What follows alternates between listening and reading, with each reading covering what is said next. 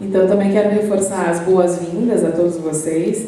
Esse momento para a gente, esse momento de abertura do evento, para mim e para o Henrique, sempre é muito tocante, muito emocionante. Às vezes a voz falha, embarga, porque a gente trabalhou muito para oferecer o melhor do que a gente poderia imaginar ser oferecido para cada um de vocês. E ver, né, o auditório que ainda não está cheio, mas mesmo assim tem muita gente para um começo. Hoje a gente programou o nosso credenciamento para as 11 da manhã e quando era 9 horas já tinha gente chegando, então a gente fica tão contente de ver como as pessoas realmente querem vir para esse congresso, querem estar aqui. E a gente assume esse compromisso, né? Há 19 anos a gente assume esse compromisso. E eu acho que a essência desse compromisso, já para a gente começar um pouco do conteúdo do que a gente vai trazer aqui nessa abertura, tem a ver com que o Henrique e eu entendemos que a vida toda foi uma tentativa de Reich, por vezes bem-sucedida e por vezes absolutamente mal-sucedida, que era divulgar um tipo de trabalho, um tipo de abordagem na medicina, na psicologia, na biologia, porque Reich transitou por muitas áreas do conhecimento, um campo inusitado. E desde que a gente começou com o nosso congresso, em 1996, talvez alguma coisa assim, 95, por aí, só fazer a conta, né? 19 anos para trás. A nossa ideia sempre foi, a gente precisa realmente dar a conhecer esse trabalho. Eu brinco que no primeiro encontro que a gente fez, acho que a gente deve ter tido lá 60 pessoas inscritas, 80, alguma coisa assim. E o auditório era para 400, né? Porque a gente achou que ia ter muita gente. E era engraçado porque na hora de tirar foto a gente até pediu, junta bem ali para não ficar aquela coisa, aquele auditório meio vazio que deprimia qualquer um que pudesse ver aquilo. Mas desde então, né, o nosso congresso cresceu, ele chegou a 400, 500 pessoas. Nesse patamar a gente vem mantendo o congresso há 19 anos, o que não é fácil na psicologia, o que não é fácil no Brasil, o que não é fácil absolutamente na psicologia corporal. E a essência do que a gente quer trazer para vocês hoje aqui é conhecer um pouco mais dessa abordagem, mesmo quem já conhece, poder se aprofundar um pouco mais nesse conhecimento e nada melhor do que a gente começar dando a conhecer um pouquinho de Reich, porque às vezes as pessoas não conhecem, são da área, trabalham nessa área, mas pouco conhecem, pouco sabem da sua trajetória, ou então não são da área, definitivamente não conhecem. E com certeza quem não conhece e está aqui hoje, quem nunca ouviu falar de Reich, ou nunca se aprofundou muito em Reich, tem uma ideia, mas não se aprofundou, com certeza está aberto para ouvir. Com base nesse compromisso que a gente desenvolve o nosso trabalho. Porque a gente foi percebendo ao longo desses anos que mesmo as pessoas desta abordagem precisavam conhecer Reich, né? Ele é a nossa raiz, ele é o chão que a gente pisa. Usando um termo da bioenergética, que é um pouco posterior a Reich, é o nosso ground, né? Onde a gente coloca os nossos 2 pés e onde a gente se enraiza. Então, assim, não parece coerente a gente não conhecer Reich para poder desenvolver um bom trabalho na abordagem corporal. E não parece nada coerente não conhecer Reich e ter por ele um preconceito prévio, né? Pré-conceito, um conceito pré-estabelecido, que a gente percebe haver muito, principalmente na área da psicologia. Então, hoje a gente quer trazer um sobrevoo muito rápido sobre o trabalho de Reich. Claro que é muito complexo e a gente vai se arriscar aqui, não é, Henrique? A trazer um pouco desse conhecimento.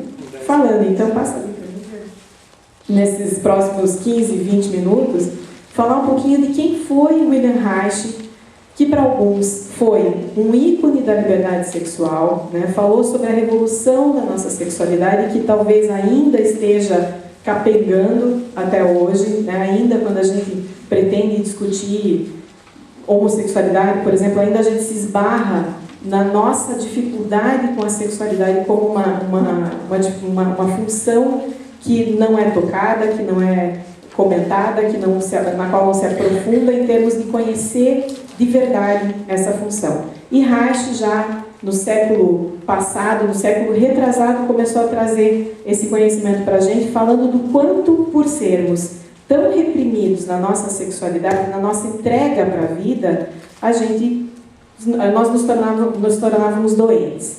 Então Reich nos apontou essa ferida, né, de que somos doentes desenvolvemos uma maneira de funcionar no nosso corpo, no nosso caráter, no nosso emocional, que condiz com a doença, não com a saúde.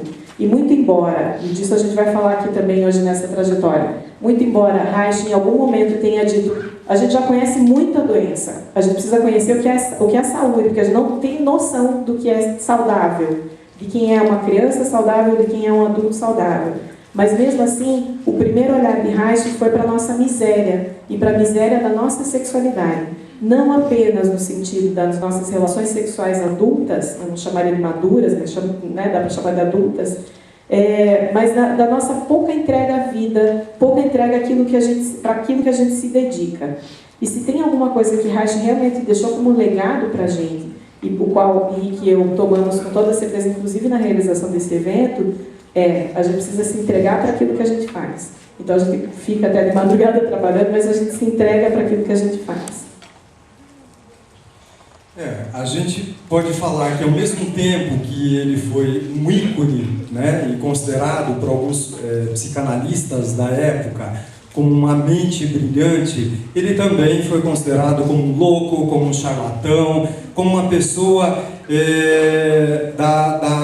da escória mesmo, uma pessoa que não merecia estar na comunidade científica. Por quê? Porque Reich mexeu com muita gente, ele fez muita gente perder o sono, ele fez muita gente se incomodar, ele era um dos psicanalistas mais novos que existia da época dele, e logicamente ele acabou se tornando um ícone polêmico dentro dessa história, né? Quando Reich fala da questão da sexualidade, que isso vem lá da psicanálise, 1919, Reich toma conhecimento dos textos de Freud, e a partir dali ele vai se enveredando por esse caminho do estudo da sexualidade e da neurose, logicamente. E o que Reich fez na época é visto até hoje, só que por algumas pessoas que levantam algumas bandeiras reichianas dizendo: temos que ser a favor da liberdade sexual. Mas Reich nunca foi a favor da libertinagem. E essa é uma diferença muito grande, porque as pessoas, elas entendem Reich também, não com essa liberdade de expressão, mas pela libertinagem. E aí acham que hoje em dia nós estamos numa era reichiana. Por quê? Porque as pessoas falam livremente da sua sexualidade, porque as pessoas buscam os consultórios para poder tratar da sua sexualidade, mas se esquecem de que essa neurose, ela está no corpo também, e esse corpo precisa ser tratado. Então o que acontece? Os consultórios hoje, as clínicas, se a gente for olhar essa imagem ali, que a gente pode representar as clínicas de estética hoje, elas estão cheias de pessoas que buscam cultuar esse corpo, buscam moldar esse corpo. Então eu preciso ter um corpo bombado, sarado, com peitão, com bundão e assim por diante, mas eu esqueço da minha cabeça. E essa questão da cabeça, ela é muito importante. Então, o que acontece? Reich, quando ele foi falar da sexualidade, isso começando em 1919, passando para 20, 21, 22 e assim por diante, ele acabou sendo muito criticado. E um dos rótulos que ele recebeu foi de judeu pornográfico. Então imagine só. Coitado, o cara queria trabalhar, ele achava que Freud tinha razão naquilo que tinha dito, né, que a sexualidade era o ponto central das nossas neuroses, mas ele foi trabalhar em cima disso para poder investigar e acaba tendo esse rótulo. Então, ele foi alvo de muitas notícias em jornais. Os psicanalistas da época ficaram muito incomodados com ele, com essa história toda, tal, e aí, aos poucos, ele acaba se afastando desse trabalho da psicanálise. Pode passar o outro? Mesmo porque, enganando nisso que a gente traz, para Reich, a sexualidade ela não dependia de uma fórmula externa para funcionar. Né? Nem a sexualidade, e quando eu falo de sexualidade, eu também estou falando dessa questão da entrega para a vida. Reich tem um conceito central que a gente gosta, é necessário sempre retomar, a gente gostar do conceito, de autorregulação, né? Um conceito central. Ele dizia que para alguém que pretende trabalhar com abordagem corporal, conhecer profundamente o conceito de autorregulação é tão necessário quanto para um psicanalista conhecer profundamente toda a dinâmica do complexo de Édipo. Então, assim, para a psicanálise, o complexo de Édipo era central, para a ergonomia, para a vegetoterapia, para a abordagem reichiana, o conceito de autorregulação é central. Ainda que a gente tenha, hoje, ele é como uma referência, né? A gente não, infelizmente, a gente não vive a nossa autorregulação, mas a gente tem como uma referência de saúde, uma referência do bom funcionamento do organismo, e quando eu falo do organismo, eu estou falando do corpo, da razão e da emoção. Então, Reich dizia que a nossa sexualidade estava sendo sempre muito regida por normas externas. Relacionamentos amorosos duradouros não são necessariamente casamentos celebrados numa igreja que perduram por 30, 40, 50 anos, mas que não tratam de deixar ninguém feliz, né? Não dirigem as pessoas para uma felicidade, para um melhor que elas poderiam viver delas mesmas. Não que casamentos não possam dar certo, mas a verdade é que Reich apontava que o que tem que reger a nossa sexualidade, a nossa entrega para a vida, é o nosso organismo. O nosso organismo tem uma sabedoria e ele busca moldar o seu entorno de acordo com essa sabedoria para encontrar as respostas necessárias para poder se entregar para a vida. Quando a gente se depara com os limites, a gente dá a volta nesses limites. Então, em nenhum momento Reich falou sobre uma educação, inclusive da sexualidade, que educação sexual não era um termo que Reich utilizasse, mas mesmo a abordagem da nossa sexualidade não deveria ser uma abordagem de liberdade absoluta. Deveria ser uma abordagem de reforçar o vigor biológico do nosso organismo para lidar com qualquer dificuldade que pudesse aparecer no nosso desenvolvimento, no nosso dia a dia, nas nossas relações. Então, quando Reich fala do amor, ele fala disso, né? Desde que a gente possa preservar o nosso vigor biológico, a gente vai sim ter relações verdadeiras, calcadas no se entregar para si mesmo, para a relação, para a vida. Do contrário, e é o que acontece com a maioria de nós, a gente perde a nossa autorregulação, e aí sim, a gente precisa então de normas externas que digam como a gente deve funcionar. Desde a educação de uma criança até a postura de um adulto. Então, quando Reich apareceu, alguns o seguiram como, opa, agora eu vou ter toda a liberdade sexual que até então não tive, né? Vou transar à torta e à direito. E essa não era a ideia de Reich. A ideia de Reich era, cada organismo tem um ritmo, o vigor biológico dita um ritmo. É esse ritmo que precisa ser seguido. A frequência, a intensidade, a quantidade de orgasmos depende de cada organismo. Então não há uma regra geral.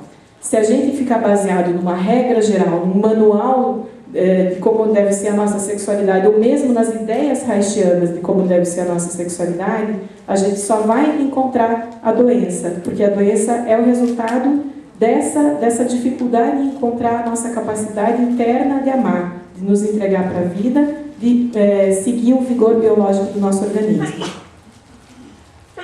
E aí, engatando nesse trabalho todo, Reich, ainda dentro da psicanálise, ele começou a sair um pouco da formatação. Ele era polêmico porque ele não dava conta de entrar na formatação das instituições, que para ele, toda instituição, ela era muito neurótica, e aí ele revolucionava. Uma das instituições da qual ele pertenceu foi o Partido Comunista, e ele foi expulso do Partido Comunista, porque as ideias dele não condiziam com as do Partido Comunista. Aí ele foi expulso da psicanálise, porque as ideias dele não condiziam com as ideias da psicanálise. Então, não é que ele era contra nem o Partido Comunista, nem a psicanálise. Claro que ele levantava a bandeira dele e era polêmico também, mas não é isso. Não é dizer que o que ele fez foi melhor do que qualquer outra abordagem. Né? Só que ele não dava conta de lidar com aquilo da forma como era colocado. Então,